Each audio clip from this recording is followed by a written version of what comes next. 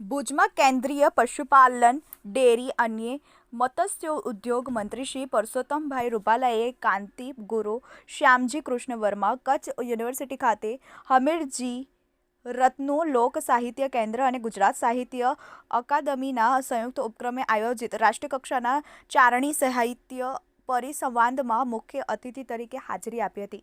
કેન્દ્રીય મંત્રી શ્રી રૂપાલાએ કચ્છ યુનિવર્સિટી પરિસરમાં રાજકવિ શ્રી હમીરજી રત્નુજી પ્રતિમાનું અનાવરણ કર્યું હતું. કેન્દ્રીય મંત્રી શ્રી રૂપાલાએ આ પ્રસંગે જણાવ્યું હતું કે સરકાર તમામ ભાષા અને લોક સાહિત્યનું સમાન રીતે સંવર્ધન થાય તે માટે પ્રયાસ કરી રહી છે. શ્રી રૂપાલાએ ઉમેર્યું કે દેશમાં અમૃતકાળની ઉજવણી કરવામાં આવી રહી છે ત્યારે ભૌતિક વિકાસની સાથે સાંસ્કૃતિક વિકાસ થાય તે પણ જરૂરી છે.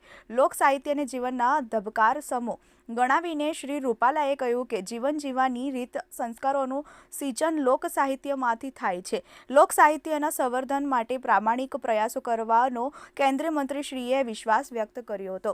કચ્છ યુનિવર્સિટી ખાતે કાર્યક્રમ હમીરજી રત્નો લોક સાહિત્ય કેન્દ્રમાં પ્રયાસોને શ્રી રૂપાલાએ બિરદાવ્યા હતા. શ્રી રૂપાલાએ વધુમાં ઉમેર્યું કે આ કેન્દ્રના માધ્યમથી હમીરજી રત્નુના જીવન સહિત તેમના દ્વારા રચાયેલા લોકો સાહિત્યના સંવર્ધન માટે નવી દિશાઓ ખુલી.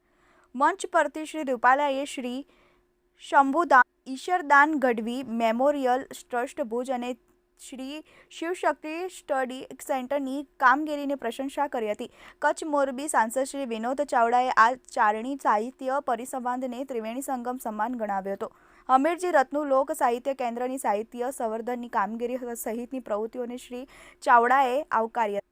રાજસ્થાનના પૂર્વ સાંસદ શ્રી ઓમકારસિંહ લાખાવત અને પદ્મશ્રી ડૉક્ટર સીપી દેવલે પરિસંવાદના વિષયને અનુરૂપ રાજકવિ શ્રી હમીરજી રત્નુના જીવન તેમની રચનાઓ વિશે વિસ્તૃત છણાવટ કરી હતી.